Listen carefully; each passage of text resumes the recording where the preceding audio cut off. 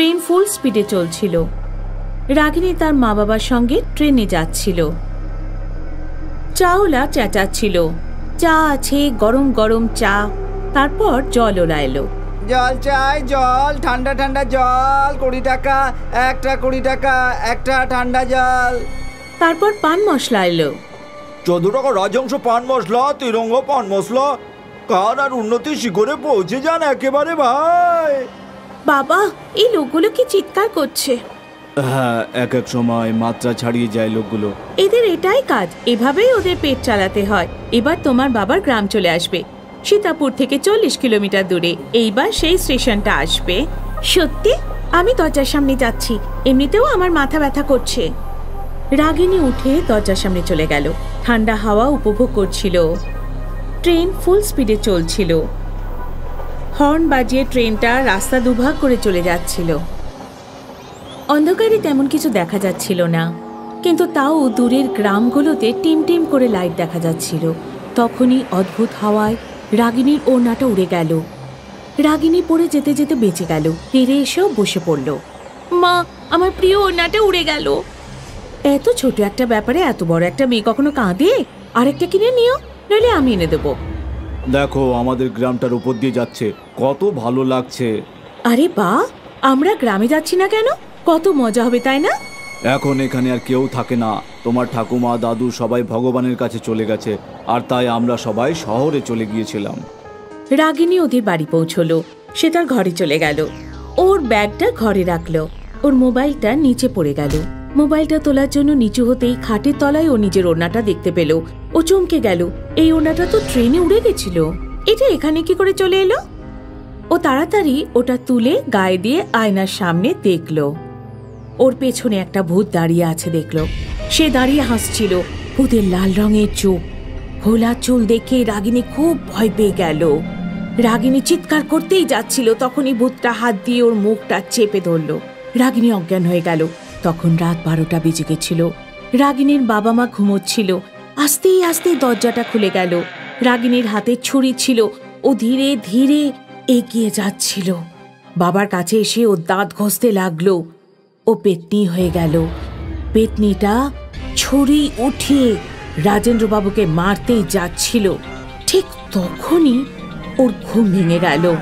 ভয় পেয়ে নিচে পড়ে গেল। ছুরিটা বিছানাতেই আটকে গেল। আমি তোমাকে বাঁচতে দেব না, তোমাদের সবাইকে মেরে ফেলবো। রাগিনীর মা ওকে জোরে ধরে 2টো থাপ্পড় মারলো। বাবা উঠে ছুরিটা নিয়ে ছুঁড়ে ফেলে দিল দূরে। তুমি আমাকে মারতে চাও? রাগিনী মা, তোমার কি হয়েছে বলো? আমি রাগিনী না, আমি সুরেখা। মনে পড়ছে কিছু? সুরেখা? কোন সুরেখা? আমি সেই সুরেখা যার সাথে তুমি বিশ্বাসঘাতকতা করেছো। মনে করো কলেজের সময়ের কথা। সুরেখা আর রাজেন্দ্র একই কলেজে পড়তো। দুজনে একে অপরকে খুব ভালোবাসতো। কিন্তু সেই সময়ে জাত পাত খুব বড় ব্যাপার ছিল। তখন মোবাইল বা নিউজ চ্যানেল কিছুই ছিল না। সুরেখা, আমাদের ভালোবাসার কি হবে? মা বাবা কি মেনে নেবে? একবার কথা বলে তো দেখো না, যদি রাজি হয় তাহলে অন্য পথ দেখে নিতে হবে। অন্য পথ? সেটা কি? অন্য পথ হলো একসাথে বাঁচতে না পারলে মরতে তো পারবো। আমি তোমাকে ছাড়া বাঁচবো না। এইভাবে বলো না, আমরা বাড়ি থেকে পালিয়ে যাব। কালকে তুমি সীতাপুর স্টেশনে চলে এসো, আমিও চলে আসব। তারপর ভাগলপুর এক্সপ্রেস করে মুম্বাই চলে যাব। ওখানে আমাদের কেউ আটকানো থাকবে না, বুঝলে? ঠিক আছে, তুমি ঠিক সময় চলে এসো। সুরেখা সকাল সকালই চলে এলো। সে রাজেন্দ্রের জন্য অপেক্ষা করতে লাগলো। সকাল থেকে সন্ধে হলো, কিন্তু রাজেন্দ্র এলো না। সুরেখা ভাগলপুর এক্সপ্রেসের সামনে ঝাঁপিয়ে মরে গেল। কিন্তু তুমি এলে না। আমি আজকেও সেই স্টেশনে তোমার অপেক্ষা করে থাকি। আমি ভেবেছিলাম তুমি কোনোদিন আর আসবে না, কিন্তু আজ এসেছো। তুমি কি জানো আমি কেন আসতে পারিনি? কারণ তুমি বিশ্বাসঘাতক। এই পেতনিটাকে তুমি বিয়ে করতে চেয়েছিলে। না, আমি বিশ্বাসঘাতক নই। আমার অ্যাক্সিডেন্ট হয়েছিল আর আমার পা ভেঙে গিয়েছিল। এই দেখো আমার পা। কিন্তু পরে আমি তোমাকে অনেক খুঁজেছিলাম, কিন্তু তোমাকে পাইনি। তোমার বাড়ির লোক বলেছিল তুমি উধাও হয়ে গেছো। তারপর আমি গ্রাম থেকে চলে আসি। পেতনি একটু নরম হলো। ভালোবাসার এই দুঃখের গল্প শুনে রাগিনীর মা কাঁদতে লাগলো। সে বলল, বোন, তুমি ওকে সত্যি ভালোবেসেছিলে, আর যাকে আমরা ভালোবাসি তাকে দুঃখ দিতে পারি না। আর তাই তুমি আমার মেয়ে আর স্বামীকে ছেড়ে দাও, খুবই উপকৃত হব। তাহলে একটা কাজ করো, আমাকে মুক্তি দিয়ে দাও। কি করে মুক্তি করব? আমার উপর পবিত্র গঙ্গা জল ছিটিয়ে এই ওড়নাটা পুড়িয়ে দাও, তাহলেই আমি মুক্ত হয়ে যাব। রাজেন্দ্রবাবু পুজোর ঘর থেকে গঙ্গা জল এনে রাগিনীর ওপর ছিটিয়ে দিলেন আর ওড়নাটাকে পুড়িয়ে দিলেন। রাগিনী অজ্ঞান হয়ে গেল। কখনো কখনো আমাদের জীবনে এমন ঘটনা ঘটে যায়, কিন্তু এখন আমাদের ধৈর্য ধরে কাজ করা উচিত। ট্রেন ফুল স্পিডে চলছিল। রাগিনী তার মা বাবার সঙ্গে ট্রেনে যাচ্ছিল। চাওলা চেঁচাচ্ছিল, চা আছে, গরম গরম চা। তারপর জলওলা এলো। জল চাই, জল, ঠান্ডা ঠান্ডা জল, 20 টাকা, একটা 20 টাকা, একটা ঠান্ডা জল। তারপর পান মশলা এলো। 14 টাকা রাজংশ পান মশলা, তিরঙ্গ পান মশলা। কার আর উন্নতির শিখরে পৌঁছে যান একেবারে ভাই। বাবা, এই লোকগুলো কি চিৎকার করছে! হ্যাঁ, এক এক সময় মাত্রা ছাড়িয়ে যায় লোকগুলো।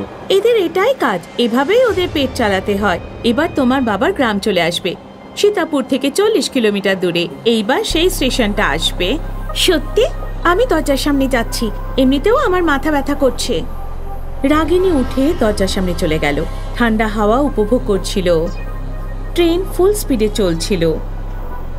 হর্ন বাজিয়ে ট্রেনটা রাস্তা দুভাগ করে চলে যাচ্ছিল। অন্ধকারে তেমন কিছু দেখা যাচ্ছিল না, কিন্তু তাও দূরের গ্রামগুলোতে টিম টিম করে লাইট দেখা যাচ্ছিল। তখনই অদ্ভুত হাওয়ায় রাগিনীর ওড়নাটা উড়ে গেল। রাগিনী পড়ে যেতে যেতে বেঁচে গেল। ফিরে এসেও বসে পড়ল। মা, আমার প্রিয় ওড়নাটা উড়ে গেল। এত ছোট একটা ব্যাপারে এত বড় একটা মেয়ে কখনো কাঁদে? আরেকটা কিনে নিও, নইলে আমি এনে দেবো। দেখো, আমাদের গ্রামটার উপর দিয়ে যাচ্ছে, কত ভালো লাগছে। আরে বাহ, আমরা গ্রামে যাচ্ছি না কেন? কত মজা হবে, তাই না? এখন এখানে আর কেউ থাকে না। তোমার ঠাকুমা, দাদু সবাই ভগবানের কাছে চলে গেছে, আর তাই আমরা সবাই শহরে চলে গিয়েছিলাম। রাগিনী ওদের বাড়ি পৌঁছলো। সে তার ঘরে চলে গেল। ওর ব্যাগটা ঘরে রাখলো। ওর মোবাইলটা নিচে পড়ে গেল। মোবাইলটা তোলার জন্য নিচু হতেই খাটের তলায় ও নিজের ওড়নাটা দেখতে পেল। ও চমকে গেল, এই ওড়নাটা তো ট্রেনে উড়ে গেছিল। এটা এখানে কি করে চলে এলো? ও তাড়াতাড়ি ওটা তুলে গায়ে দিয়ে আয়নার সামনে দেখলো। ওর পেছনে একটা ভূত দাঁড়িয়ে আছে দেখলো। সে দাঁড়িয়ে হাসছিল। ভূতের লাল রঙের চোখ, খোলা চুল দেখে রাগিনী খুব ভয় পেয়ে গেল। রাগিনী চিৎকার করতেই যাচ্ছিল, তখনই ভূতটা হাত দিয়ে ওর মুখটা চেপে ধরল। রাগিনী অজ্ঞান হয়ে গেল। তখন রাত 12টা বেজে গেছিল। রাগিনীর বাবা মা ঘুমোচ্ছিল। আস্তে আস্তে দরজাটা খুলে গেল। রাগিনীর হাতে ছুরি ছিল।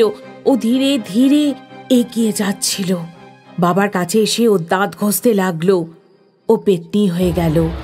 পেতনিটা ছুরি উঠিয়ে রাজেন্দ্রবাবুকে মারতেই যাচ্ছিল। ঠিক তখনই ওর ঘুম ভেঙে গেল। ভয় পেয়ে নিচে পড়ে গেল। ছুরিটা বিছানাতেই আটকে গেল। আমি তোমাকে বাঁচতে দেব না, তোমাদের সবাইকে মেরে ফেলবো। রাগিনীর মা ওকে জোরে ধরে 2টো থাপ্পড় মারলো। বাবা উঠে ছুরিটা নিয়ে ছুঁড়ে ফেলে দিল দূরে। তুমি আমাকে মারতে চাও?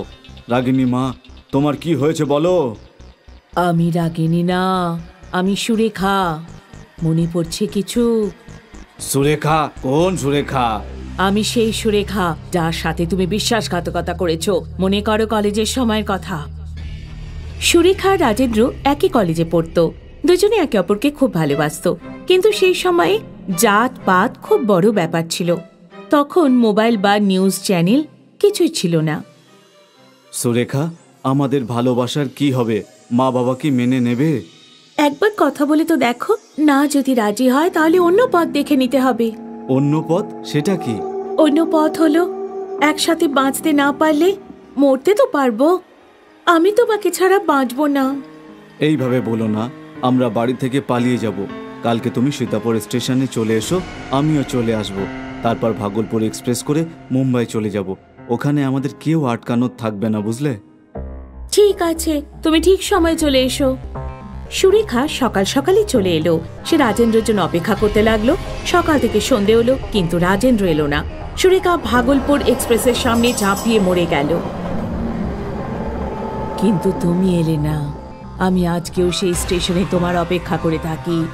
আমি ভেবেছিলাম তুমি কোনোদিন আর আসবে না, কিন্তু আজ এসেছো। তুমি কি জানো আমি কেন আসতে পারিনি? কারণ তুমি বিশ্বাসঘাতক। এই পেতনিটাকে তুমি বিয়ে করতে চেয়েছিলে।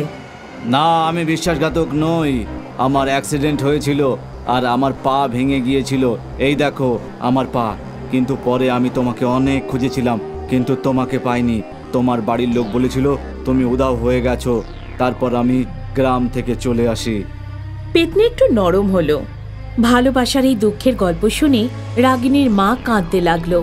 সে বলল, বোন, তুমি ওকে সত্যি ভালোবেসেছিলে, আর যাকে আমরা ভালোবাসি তাকে দুঃখ দিতে পারি না। আর তাই তুমি আমার মেয়ে আর স্বামীকে ছেড়ে দাও। খুবই উপকৃত হব তাহলে। একটা কাজ করো, আমাকে মুক্তি দিয়ে দাও। কি করে মুক্তি করব? আমার উপর পবিত্র গঙ্গা জল ছিটিয়ে এই ওড়নাটা পুড়িয়ে দাও, তাহলেই আমি মুক্ত হয়ে যাব। রাজেন্দ্রবাবু পুজোর ঘর থেকে গঙ্গা জল এনে রাগিনীর ওপর ছিটিয়ে দিলেন আর ওড়নাটাকে পুড়িয়ে দিলেন। রাগিনী অজ্ঞান হয়ে গেল। কখনো কখনো আমাদের জীবনে এমন ঘটনা ঘটে যায়, কিন্তু এখন আমাদের ধৈর্য ধরে কাজ করা উচিত।